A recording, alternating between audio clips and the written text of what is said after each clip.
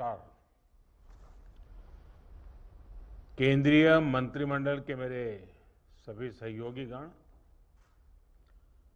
दुनिया भर में सेवा दे रहे एम्बेसडर्स, हाई कमिश्नर्स, केंद्र और राज्य सरकार के सभी अधिकारीगण, अलग-अलग एक्सपोर्ट काउंसिल्स और chambers of commerce and industry में के वो सारे नेतागण, देवी और सज्जनों, ये समय आजादी के अमृत महोत्सव का है। ये समय आजादी के 75वें वर्ष में अपनी स्वतंत्रता को सेलिब्रेट करने का तो है ही, भविष्य के भारत के लिए एक क्लियर विजन और रोड मैप के निर्माण का अवसर भी है। इसमें हमारे एक्सपोर्ट के एम्बिशंस का और उसमें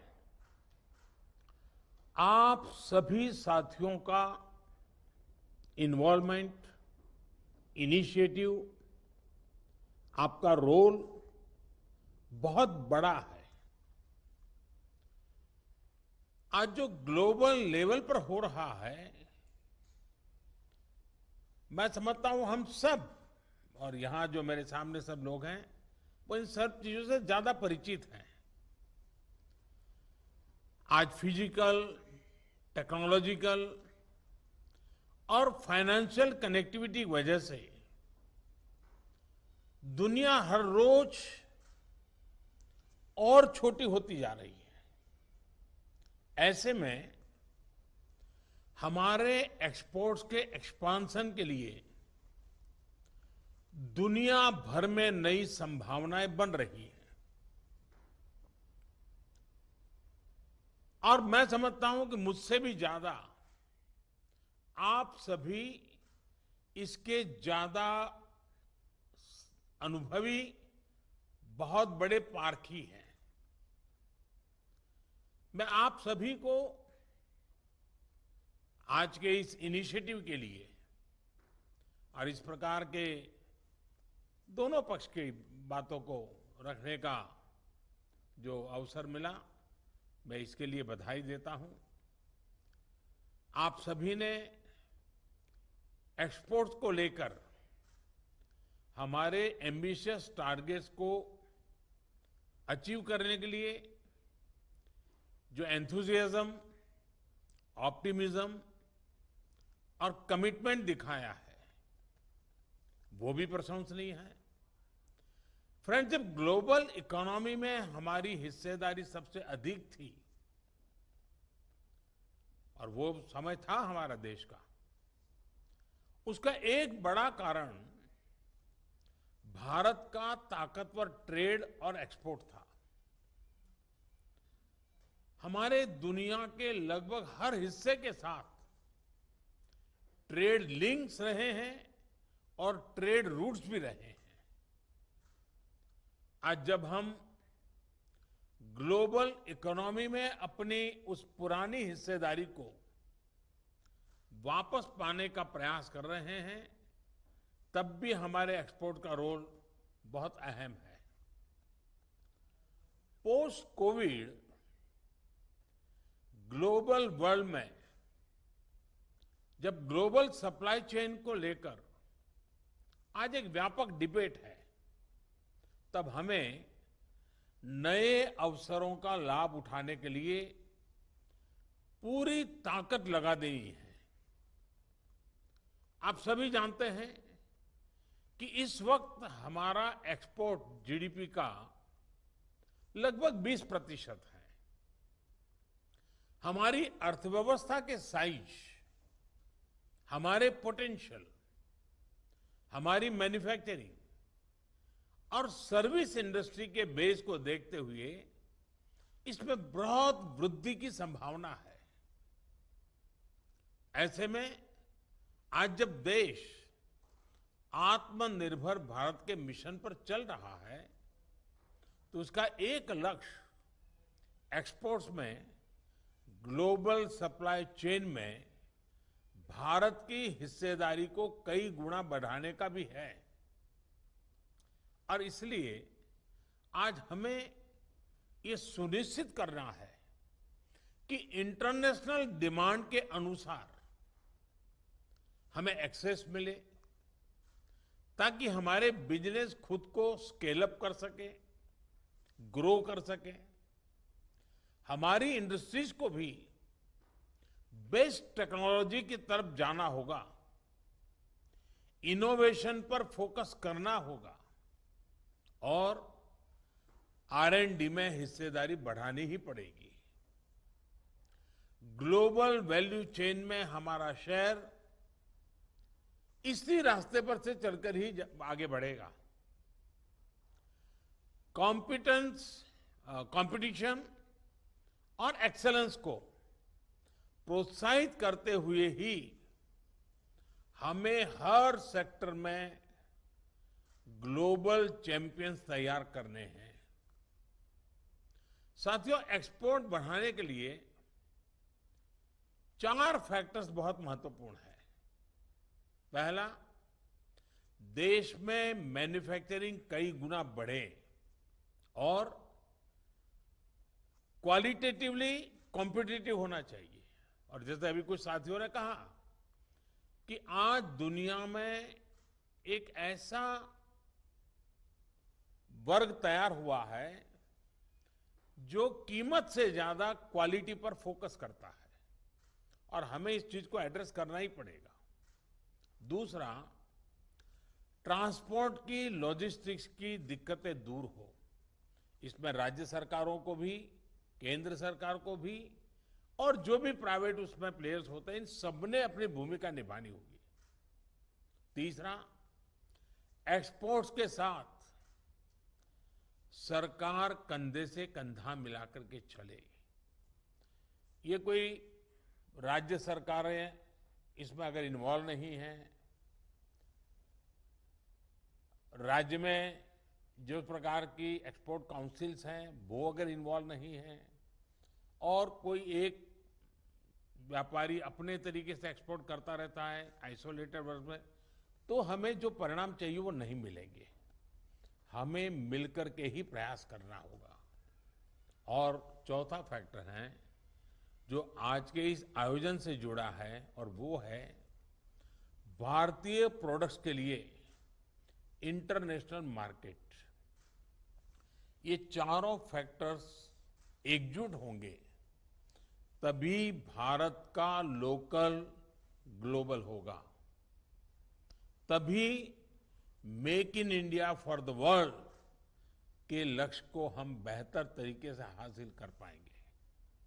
फ्रेंड्स, आज देश में जो सरकार है, राज्यों में जो सरकार है, वो बिजनेस वर्ल्ड की आवश्यकताओं को समझते हुए आगे बढ़ने का प्रयास कर रही है। आत्मनिर्भर भारत इस अभियान के तहत कंप्लायंसेस में अनेक रिलैक्सेशन दिए गए हैं। इससे इकोनॉमिक एक्टिविटीज को सुचारू रूप से चलाना आसान हुआ है। 3 लाख करोड़ रुपए की emergency credit line guarantee scheme से एमएसएमईज और दूसरे प्रभावित सेक्टर्स को राहत मिली है। रिकवरी और ग्रोथ को प्रोत्साहित करने के लिए हाल में 1.5 लाख करोड़ रुपए और अप्रूव किए गए हैं। फ्रेंड, प्रोडक्शन लिंक इंसेंटिव इस स्कीम से हमारी मैन्युफैक्चरिंग की स्केल ही नहीं बल्कि ग्लोबल क्वालिटी और एफिशिएंसी का स्तर बढ़ाने में बहुत मदद मिलेगी। इससे आत्मनिर्भर भारत का, मेड इन इंडिया का नया इकोसिस्टम विकसित करने में बहुत सुविधा होगी और विकसित हो सकता है। देश को मैन्युफैक्चरिंग और एक्सपोर्ट के नए ग्लोबल चैंपियंस मिलेंगे।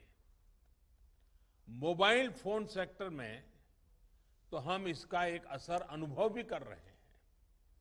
7 साल पहले हम लगभग $8 बिलियन के मोबाइल फोन इंपोर्ट करते थे, बाहर से मंगाते थे। अब ये घटकर $2 बिलियन हो गया है। 8 बिलियन से 2 बिलियन पर आ गए। 7 साल पहले भारत सिर्फ 0.3 बिलियन डॉलर के मोबाइल फोन एक्सपोर्ट करता था। अब ये बढ़कर $3 बिलियन से भी ज्यादा हो गया है। साथियों, मैन्युफैक्चरिंग और एक्सपोर्ट से जुड़ी एक और समस्या को सुलझाने के लिए भी सरकार का फोकस है। देश में लॉजिस्टिक्स कॉस्ट, फिर उसका टाइम और कॉस्ट कम करना, ये केंद्र और राज्य दोनों सरकारों की प्राथमिकता रही और रहनी चाहिए। इसके लिए चाहे पॉलिसी डिसीजन हो या फिर इंफ्रास्ट्रक्चर का निर्माण, हर स्तर पर हमें काम और तेजी से आगे बढ़ाना होगा। आज हम मल्टी मॉडल कनेक्टिविटी की तरफ तेजी से बढ़ रहे हैं। फ्रेंड्स, अभी हमने सुना, बांग्लादेश ने अनुभव बताया कि अब रेलवे मार्ग से जब चीजें जाने लगी हैं तो एकदम से बढ़ोतरी होने लगी है। फ्रेंड्स, सरकार की तरफ से निरंतर प्रयास किया जा रहा है पैंडेमिक के इम्पैक्ट को कम से कम उसका इम्पैक्ट कैसे हो। हमारी ये पूरी कोशिश है कि वायरस संक्रमण नियंत्रण में रहे। देश में आज वैक्सीनेशन का काम तेज गति से चल रहा है। देशवासियों और इंडस्ट्री की हर जरूरत, हर परेशानी को दूर करने के लिए हर संभव कदम उठाए गए हैं। बीते समय में किए गए प्रयासों का रिजल्ट आज आप भी अनुभव कर रहे हैं। हमारी इंडस्ट्री ने, हमारे बिजनेस ने भी इस दौरान इनोवेट किया है, नई चैलेंजेस के हिसाब से खुद को ढाला है। इंडस्ट्री ने देश को मेडिकल इमरजेंसी से निपटने में भी मदद की और ग्रोथ को रिवाइव करने में भी भूमिका निभाई। यही कारण है कि आज ड्रग्स और फार्मास्यूटिकल्स के साथ साथ एग्रीकल्चर जैसे सेक्टर में भी हमारे एक्सपोर्ट नए स्तर पर पहुंचे हैं। आज हम अर्थव्यवस्था में रिकवरी के ही नहीं बल्कि हाई ग्रोथ को लेकर भी पॉजिटिव साइंस देख रहे हैं। दुनिया की अनेक बड़ी इकोनॉमीज में भी तेजी से रिकवर होने के संकेत आ रहे हैं। इसलिए एक्सपोर्ट को लेकर बड़े टारगेट्स रखने और उनको हासिल करने का मैं समझता हूं ये बेहतर समय है। इसके लिए भी सरकार हर स्तर पर जरूरी कदम उठा रही है। हाल ही में सरकार ने एक्सपोर्ट को लेकर एक बड़ा फैसला लिया है।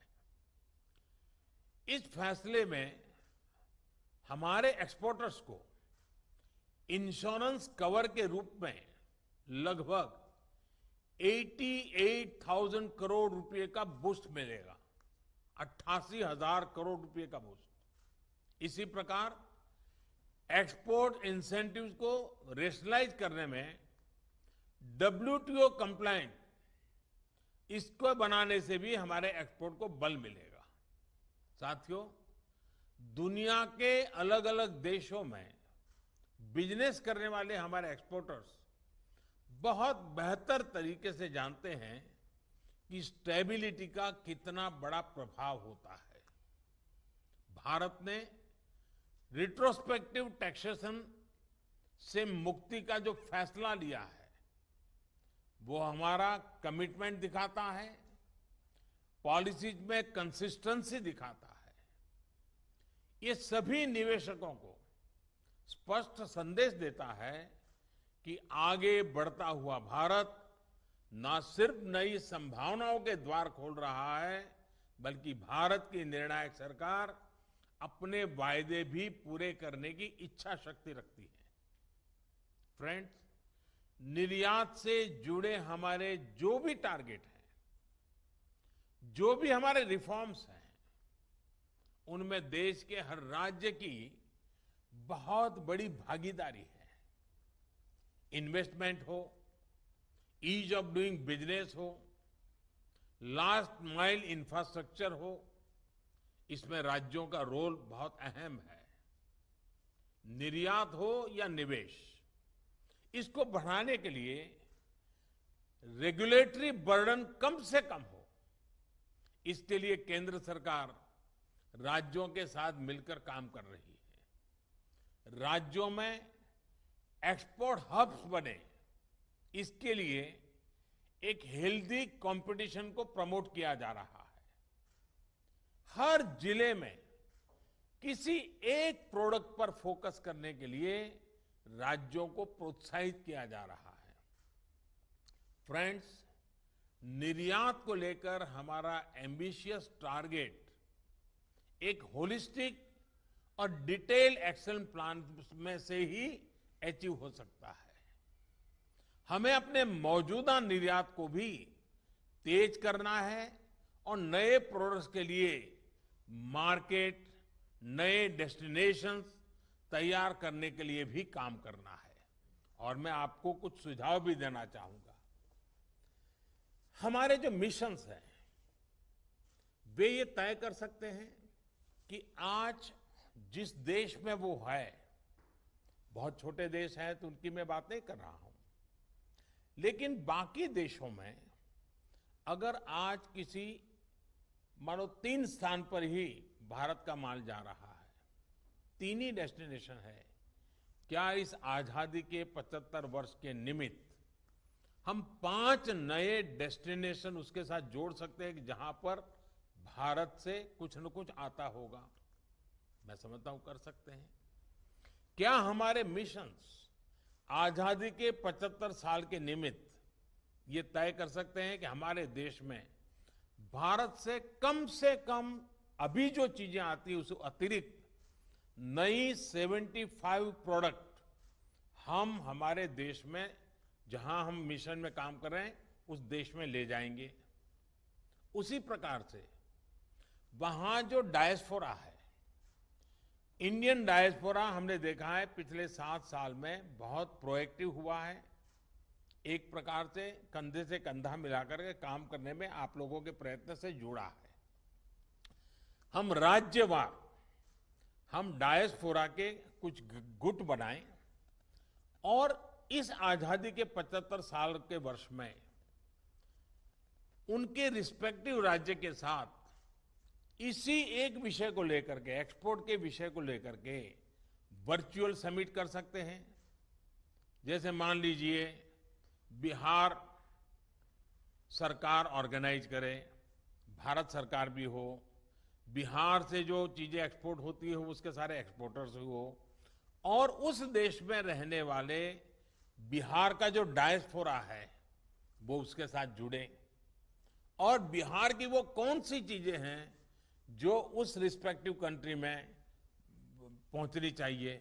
मैं समझता हूं डायस्पोरा इमोशनली अटैच होगा, वो इसमें मार्केटिंग में, ब्रांडिंग में बड़ी मदद कर सकता है और हमारी चीजें बड़ी तेजी से फैल सकती हैं।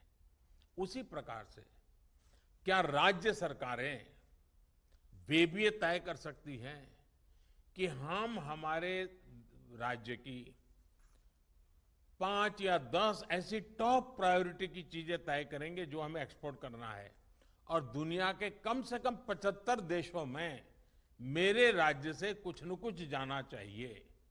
ये राज्यों के अंदर लक्ष्य बन सकता है। यानी हम आजादी के 75 वर्ष दुनिया में पहुंचने के लिए नए नए तौर तरीके अपना करके हम बिल्कुल प्रोएक्टिवली हम प्रयास कर सकते हैं। हमारी कई प्रोडक्ट ऐसी होगी दुनिया को पता तक नहीं होगा। अब जैसे हमारा एलईडी बल्ब भारत में इतना सस्ता एलईडी बल्ब बनाया, दुनिया ग्लोबल वार्मिंग की चिंता कर रही है, एनर्जी सेविंग की चर्चा कर रही है। इस विषय को ही लेकर के हम दुनिया में एलईडी बल्ब पहुंचाएं, सस्ते में पहुंचाएं। हम ग्लोबल वार्मिंग में से दुनिया की मानवता का एक काम भी करेंगे और भारत को बहुत बड़ा मार्केट भी मिलेगा। ऐसी कई चीजें हैं, मैंने ऐसे उदाहरण पे नाम कहा है, हम बहुत सी चीजों को कर सकते हैं। अभी हमारा लगभग आधा एक्सपोर्ट सिर्फ 4 बड़े डेस्टिनेशन के लिए होता है। इसी प्रकार हमारा लगभग 60% export engineering goods, James and jewellery, petroleum and chemical products और फार्मास्यूटिकल से जुड़ा हुआ है। मैं समझता हूं कि इतने बड़े विशाल देश, इतनी विविधताओं भरा देश, इतनी बड़ी यूनिक प्रोडक्ट वाला देश, वे दुनिया में अगर न पहुंचे तो हमें आत्मचिंतन करना है, हमें जो कमियां हैं उसको दूर करना है और मिल बैठ करके रास्ते खोजने ही हैं। इस स्थिति को हमें मिलकर बदलना है। हमें नए डेस्टिनेशन भी खोजने हैं और अपने नए प्रोडक्ट्स भी दुनिया तक पहुंचाने हैं। माइनिंग, कोल, डिफेंस, रेलवे जैसे सेक्टर्स को खोलने से हमारे एंटरप्रेन्योर्स को एक्सपोर्ट बढ़ाने के लिए भी नए अवसर मिल रहे हैं। क्या इन नए सेक्टर्स के लिए हम फ्यूचरिस्टिक स्ट्रेटेजीज तैयार कर सकते हैं? फ्रेंड्स, आज इस कार्यक्रम में उपस्थित हमारे एम्बेसडर्स, विदेश मंत्रालय के साथियों से मैं एक और बात का भी आग्रह करूंगा। आप जिस भी देश में भारत का प्रतिनिधित्व कर रहे हैं, उस देश की जरूरतों को बहुत बेहतर तरीके से आप समझते हैं। उस देश में किस चीज की डिमांड है, भारत के कौन से क्षेत्र से वो डिमांड पूरी हो सकती है, इसका बेहतर अभ्यास भी आप लोगों को होता ही है।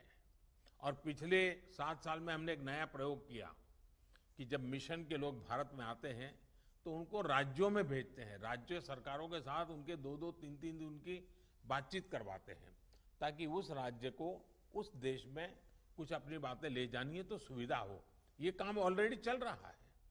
ऐसे में भारत के एक्सपोर्ट के लिए, यहाँ कॉमर्स इंडस्ट्री के लिए आप सभी एक बहुत मजबूत ब्रिज की तरह भी हैं। मैं चाहता हूं कि अलग अलग देशों में मौजूदा इंडिया हाउस भारत की मैन्युफैक्चरिंग पावर के भी प्रतिनिधि बने। समय समय पर आप भारत में यहां की व्यवस्थाओं को अलर्ट करते रहेंगे, गाइड करते रहेंगे, तो इसका लाभ एक्सपोर्ट को बढ़ाने में होगा।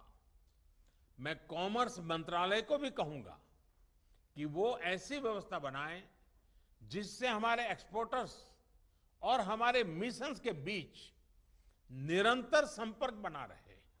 और मैं तो मानता हूं कि आज इस वर्चुअल की व्यवस्था के कारण इन चीजों को बड़ी तेजी से, आसानी से हम कर सकते हैं। पहले ट्रैवल करना, मीटिंग करना, ये सब थोड़ा कठिन था, लेकिन कोरोना के बाद बाय एंड लार्ज ये दुनिया भर में एक व्यवस्था स्वीकृत हो रही है। मैं मानता हूं इस वर्चुअल हैबिट को इतना बढ़ा देना चाहिए। और हमारी इस प्रकार की all party, all stakeholders की कंबाइंड इनिशिएटिव वाला प्रयास बहुत ज्यादा निर्णायक बनेगा।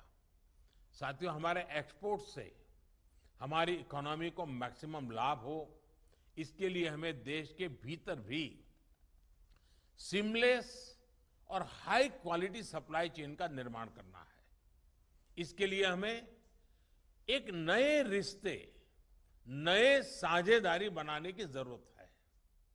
मेरा सभी एक्सपोर्टर्स से आग्रह है कि वो हमारे एमएसएमईज, हमारे किसान, हमारे मछुआरों के साथ पार्टनरशिप को मजबूत करें, हमारे स्टार्टअप्स को प्रमोट करें। हमारे कई एक्सपोर्टर्स होंगे, शायद आज स्टार्टअप की दुनिया में हमारी युवा पीढ़ी कितना बड़ा दुनिया को दे सकती है, उससे परिचित नहीं होंगे। हो सके तो एक दिन हम कॉमर्स मिनिस्ट्री इनिशिएटिव लें, हमारे स्टार्टअप्स, हमारे एक्सपोर्टर्स, हमारे इन्वेस्टर्स, उनका एक जॉइंट वर्कशॉप हो, एक दूसरे की ताकत का परिचय हो, दुनिया के मार्केट का परिचय हो सकता है हम बहुत कुछ कर सकते हैं। हम उन्हें सपोर्ट करें। जहां तक क्वालिटी और एफिशिएंसी का सवाल है, तो हमने अपनी दवाओं, अपनी वैक्सीन्स, इसके मामले में ये दुनिया में हम सिद्ध कर चुके हैं। टेक्नोलॉजी के बेहतर उपयोग से हम क्वालिटी कैसे बेहतर कर सकते हैं, इसका एक और उदाहरण है हमारा हनी सेक्टर। मैं उदाहरण छोटे इसलिए दे रहा हूं कि छोटी छोटी चीजें भी कितनी बड़ी ताकत के साथ खड़ी हो सकती है। मैं आपके सामने हनी का उदाहरण दे रहा हूं। हनी की क्वालिटी सुनिश्चित करना, इंटरनेशनल मार्केट में उसकी पहचान बढ़ाने के लिए अनिवार्य था। हमने हनी की टेस्टिंग के लिए टेक्नोलॉजी आधारित एक नया टेस्ट इंट्रोड्यूस किया। रिजल्ट ये मिला कि पिछले साल हमने लगभग $97 मिलियन का हनी एक्सपोर्ट किया। क्या हम ऐसे ही फूड प्रोसेसिंग, फ्रूट्स, फिशरीज को लेकर नए इनोवेशन नहीं कर सकते? आज दुनिया में होलिस्टिक हेल्थ केयर का वातावरण बना हुआ है, बैक टू बेसिक का वातावरण बना हुआ है। हमारे योग के कारण भारत की तरफ इस दिशा में देखने का एक कारण बना है। ऐसे में हमारी ऑर्गेनिक एग्रीकल्चर प्रोडक्ट जो है, उसका एक दुनिया में बहुत बड़ा मार्केट की संभावना है। हमारी ऑर्गेनिक चीजों को हम किस प्रकार से प्रमोट करें? फ्रेंड, ये समय ब्रांड इंडिया के लिए नए लक्ष्यों के साथ नए सफर का है। ये समय हमारे लिए क्वालिटी और रिलायबिलिटी की नई पहचान स्थापित करने का है। हमें ये प्रयास करना है कि दुनिया के कोने कोने में भारत के हाई वैल्यू एडेड प्रोडक्ट, क्योंकि अभी आया विषय कि वैल्यू एडेड चीजों की तरफ हमें बल देना पड़ेगा। हमें हमारी हर चीजों में निरंतर वैल्यू एडिशन करते जाना पड़ेगा। उसको लेकर हमें एक स्वाभाविक डिमांड पैदा हो, ये हमें कोशिश करनी चाहिए। मैं इंडस्ट्रीज को, सभी निर्यातकों को भी आश्वस्त करता हूं कि सरकार आपको हर प्रकार से सपोर्ट देगी। आइए हम आत्मनिर्भर भारत के, वैभवशाली भारत के संकल्प को मिलकर के सिद्ध करें। आप सभी को मेरी बहुत बहुत शुभकामनाएं हैं। एक सप्ताह के बाद विश्व भर में हमारे मिशंस और भारत में भी हम 15 अगस्त मनाएंगे। आजादी के अमृत महोत्सव की विधिवत शुरुआत भी हो जाएगी। मैं चाहता हूं कि एक हमारे लिए प्रेरणा का कारण बनना चाहिए। दुनिया में प्रभाव पैदा करने के लिए, दुनिया में पहुंचने के लिए ये आजादी के 75 साल अपने आप में हमारे लिए एक बहुत बड़ी प्रेरणा का अवसर है। और 2047 देश जब आजादी के 100 साल मनाएगा, ये 25 साल का समय हमारे लिए बड़ा मूल्यवान समय है। हम एक पल भी खोए बिना अभी से एक रोड मैप लेकर के आगे चले। और मुझे विश्वास है आज की बातों से कि हम सब इस संकल्प को परिपूर्ण करेंगे, हम संकल्प को पार कर जाएंगे। इसी पूरे विश्वास के साथ मैं आप सबको बहुत